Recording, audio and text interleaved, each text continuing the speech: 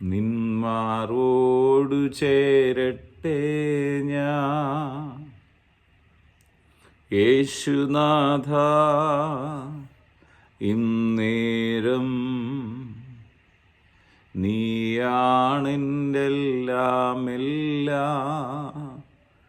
എന്നുമെന്നും എൻ പിതാവ്. ഞാനാകന്നാലും നീയാകലില്ല, ഞാൻ മറന്നിട്ടും സ്നേഹിച്ചു നീ. എൻ്റെ എല്ലാം നീയേ, എൻ ജീവനും പ്രാണനും നീയേ. എൻ്റെ എല്ലാം നീയേ, എൻ ജീവനും പ്രാണനും നീയേ. നിന്മാർവോടു ചേരട്ടെ ഞാൻ യേശുനാഥ. ഇന്നേരം നീ സ്നേഹം നൽകി, നീ പ്രാണൻ നൽകി, എന്നെന്നും നീ എന്നെ പുത്രനാക്കി.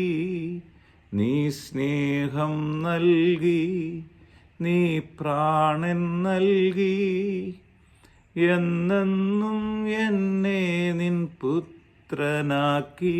എൻ്റെ എല്ലാം നീയേ, എൻ ജീവനും പ്രാണനും നീയേ. എൻ്റെ എല്ലാം നീയേ, എൻ ജീവനും പ്രാണനും നീയേ. നിന്മാർവോടു ചേരട്ടെ ഞാൻ യേശുനാഥ. ഇന്നേരം വീണ്ടും വരുന്ന യേശു ക്രിസ്തുവിൻ നാമത്തിലുള്ള സ്നേഹവന്ദനങ്ങളെ എല്ലാ പ്രിയപ്പെട്ടവരെ ഈ സമയത്ത് അറിയിക്കുന്നു. അപ്പോസ്തലനായ പൗലോസ് റോമർക്ക് എഴുതിയ ലേഖനം, അതിൻ്റെ 8-ാം അധ്യായം, അതിൻ്റെ 31-ാമത്തെ വചനം ഇങ്ങനെ പറയുന്നു: ഇത് സംബന്ധിച്ച് നാം എന്ത് പറയേണ്ടു? ദൈവം നമുക്ക് അനുകൂലം എങ്കിൽ നമുക്ക് പ്രതികൂലം ആര്? നാം മറന്നു പോകരുത്, ദൈവം എനിക്കും നിങ്ങൾക്കും അനുകൂലമാണ്. അതെങ്ങനെ? അതിൻ്റെ തെളിവെന്താ പറയുന്നത്? വിശുദ്ധ വേദപുസ്തകം പറയുന്നു, യോഹന്നാൻ എഴുതിയ സുവിശേഷം 3-ാം അധ്യായം അതിൻ്റെ 16-ാമത്തെ വാക്യം ഇങ്ങനെ പറയുന്നു: തൻ്റെ ഏകജാതനായ പുത്രനിൽ വിശ്വസിക്കുന്ന ഏവനും നശിച്ചു പോകാതെ നിത്യജീവൻ പ്രാപിക്കേണ്ടതിന് ദൈവം അവനെ നൽകുവാൻ തക്കവണ്ണം മുഴു ലോകത്തെയും സ്നേഹിച്ചു. എന്നെ മാത്രമല്ല, നിങ്ങളെ മാത്രമല്ല, ഈ മുഴു ലോകത്തെയും പിതാവാം ദൈവം സ്നേഹിച്ചു. തൻ്റെ സ്നേഹം പ്രകടമാക്കിയത് ഈ ലോകം നഷ്ടപ്പെട്ടു പോകാതിരിക്കാൻ തൻ്റെ ഓമനപുത്രനായ യേശു ക്രിസ്തുവിനെ ഈ ഭൂമിയിലേക്ക് അയച്ച് യേശു ക്രിസ്തുവിൻ്റെ കാൽവറി ക്രൂശ് മരണം, അവസാന തുള്ളി രക്തം വരെയും ചൊരിഞ്ഞത് യേശു ക്രിസ്തു എന്തെങ്കിലും പാപം ചെയ്തിട്ടല്ല, എൻ്റെയും നിങ്ങളുടെയും പാപങ്ങൾക്ക് പരിഹാരമായി യേശു യാഗമായി തീർന്നു. അതാണ് ദൈവം നമ്മോട് കാണിച്ച സ്നേഹം. അതുകൊണ്ട് അവിടെ പറയുന്നത്, ഇത് സംബന്ധിച്ച് നാം എന്ത് പറയണ്ടു? ഈ 31 മുതലുള്ള വാക്യങ്ങളിൽ ദൈവ സ്നേഹത്തെക്കുറിച്ചാണ് പറയുന്നത്. വിശുദ്ധ വേദപുസ്തകം നാം പഠിക്കുമ്പോൾ ബൈബിളിലെ ഏറ്റവും അതിപ്രധാനപ്പെട്ട ഒരു കാര്യം ദൈവത്തിൻ്റെ സ്നേഹമാണ്. നമ്മൾ എന്തെല്ലാം ഉണ്ടെങ്കിലും സ്നേഹമില്ലെങ്കിൽ പിന്നെ ഒന്നുമില്ല എന്നാണ് വേദപുസ്തകം നമ്മെ പഠിപ്പിക്കുന്നത്. ഇവിടെ പറയുകയാണ് ദൈവത്തിൻ്റെ സ്നേഹം, പിതാവാം ദൈവത്തിൻ്റെ സ്നേഹം. എന്നിട്ട് പറയുകയാണ്, ഇത് സംബന്ധിച്ച് നാം എന്തു പറയേണ്ടു? ദൈവം നമുക്ക് അനുകൂലമെങ്കിൽ പ്രതികൂലം ഇനി ആരാണുള്ളത്? 1 യോഹന്നാൻ 4:10 പറയുകയാണ്, നാം ദൈവത്തെ സ്നേഹിച്ചതല്ല, അവൻ നമ്മെ സ്നേഹിച്ച് തൻ്റെ പുത്രനെ നമ്മുടെ പാപങ്ങൾക്ക് പ്രായശ്ചിത്തം ആകുവാൻ അയച്ചത് തന്നെ സാക്ഷാൽ സ്നേഹമാണ്. എന്താണ് യഥാർത്ഥമായ സ്നേഹം? നാം ദൈവത്തെ സ്നേഹിക്കാതെ ഇരുന്നപ്പോൾ ദൈവം തൻ്റെ ഓമനപുത്രനെ നമ്മുടെ പാപങ്ങളുടെ പ്രായശ്ചിത്തമാകാൻ ഭൂമിയിലേക്ക് അയച്ചത് തന്നെയാണ് ദൈവത്തിന് നമ്മളോടുള്ള സ്നേഹം. ഈ സ്നേഹം, ആ സ്നേഹം ദൈവം നമ്മളെ ഇങ്ങനെ സ്നേഹിച്ചുവെങ്കിൽ നാമും അന്യോന്യം സ്നേഹിക്കണമെന്ന് വിശുദ്ധ വേദോത്സവം നമ്മെ പഠിപ്പിക്കുന്നു. ഇവിടെ പറയുകയാണ്, പ്രിയമുള്ളവരെ നാം അന്യോന്യം സ്നേഹിക്കുക. 1 യോഹന്നാൻ 4:7 പറയാണ്, നാം അന്യോന്യം സ്നേഹിക്കുക. ദൈവം സ്നേഹം ദൈവത്തിൽ നിന്നാണ് വരുന്നത്. സ്നേഹിക്കുന്നവനെല്ലാം ദൈവത്തിൽ നിന്ന് ജനിച്ചിരിക്കുന്നു, ദൈവത്തെ അറിയുകയും ചെയ്യുന്നു. എന്നിട്ട് പറയണം, സ്നേഹിക്കാത്തവൻ ദൈവത്തെ അറിഞ്ഞിട്ടില്ല. ദൈവം സ്നേഹം തന്നെ. ദൈവം തൻ്റെ ഏകജാതനായ പുത്രനെ നാം അവനാൽ ജീവിക്കേണ്ടതിന് ഈ ലോകത്തിലേക്ക് അയച്ചു എന്നുള്ളതിനാൽ ദൈവത്തിന് നമ്മോടുള്ള സ്നേഹം പ്രത്യക്ഷമായി.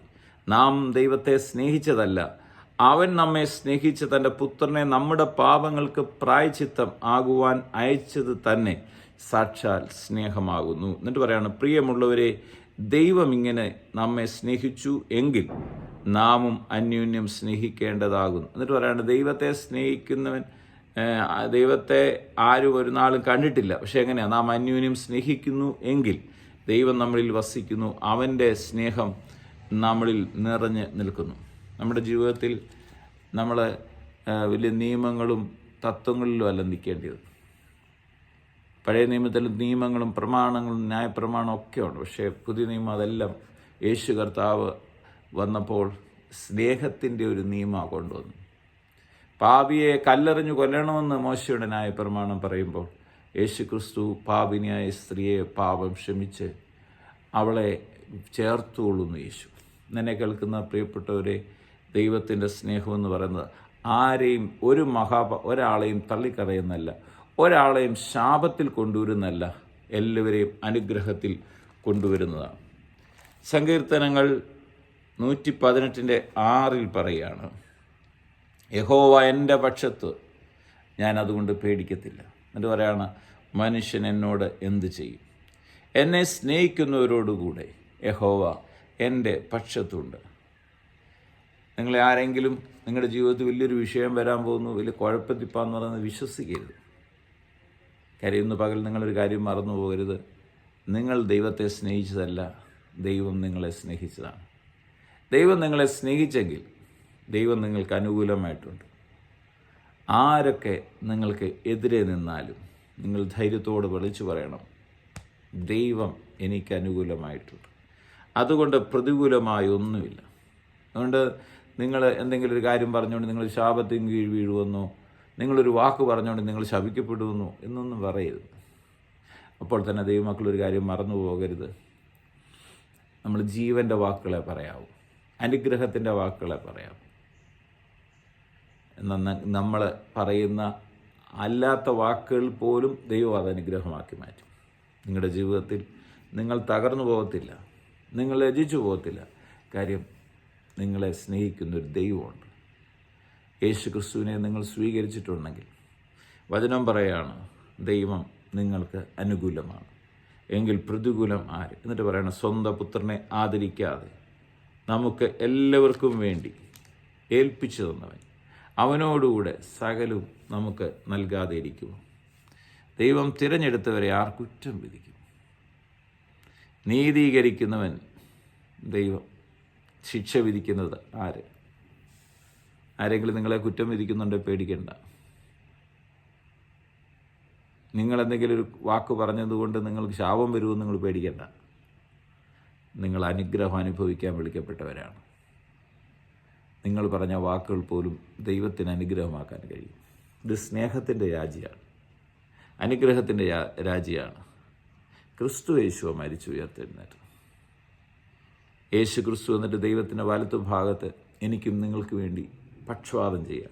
അതുകൊണ്ട് ഒന്നും പേടിക്കരുത്. ഈ ദൈവത്തിൻ്റെ സ്നേഹത്തിൽ നിന്ന് നമ്മൾ മാറാതിരുന്നാൽ മതി. അപ്പോസ്തലൻ പറയുകയാണ്, ഈ ക്രിസ്തുവിൻ്റെ സ്നേഹത്തിൽ നിന്ന് എന്നെ വേർതിരിക്കുന്നത് ആര്? കഷ്ടതയോ സങ്കടമോ ഉപദ്രവമോ പട്ടിണിയോ നഗ്നതയോ ആപത്തോ വാളോ. ഇതൊന്നും.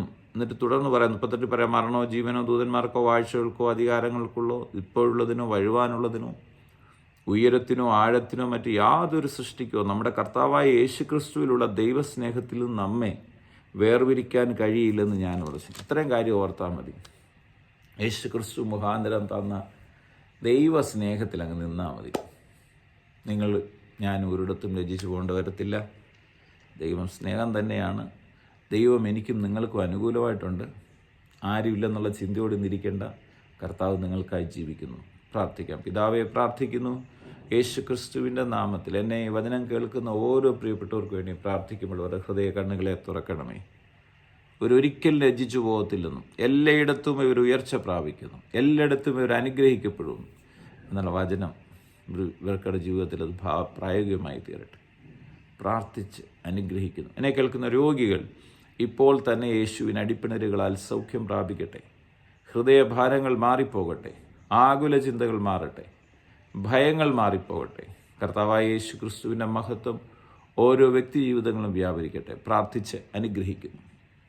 സകല മഹത്വം അർക്കപ്പെട്ട കുഞ്ഞാടിൽ യേശുവിൻ പുനനാമത്തിൽ പിതാവേ, ആമേൻ. നീ സ്നേഹം നൽകി, നീ പ്രാണൻ നൽകി, എന്നെന്നും നീ എന്നെ പുത്രനാക്കി. നീ സ്നേഹം നൽകി, നീ പ്രാണൻ നൽകി, എന്നെന്നും എന്നെ നിൻ പുത്രനാക്കി. എൻ്റെ എല്ലാം എല്ലാം നീയേ, എൻ ജീവനും പ്രാണനും നീയേ. നിന്മാറോടു ചേരട്ടെ ഞാൻ യേശുനാഥ. ഇന്നേരം നീയാണെൻ്റെ എല്ലാം എല്ലാം, എന്നുമെന്നും എൻ പിതാവ്. ഞാനാകന്നാലും നീ അകലില്ല, ഞാൻ മറന്നിട്ടും സ്നേഹിച്ചു നീ. എൻ്റെ എല്ലാം എല്ലാം നീയേ, എൻ ജീവനും പ്രാണനും നീയേ. നിന്മാറോടു ചേരട്ടെ ഞാൻ യേശുനാഥ. ഇന്നേരം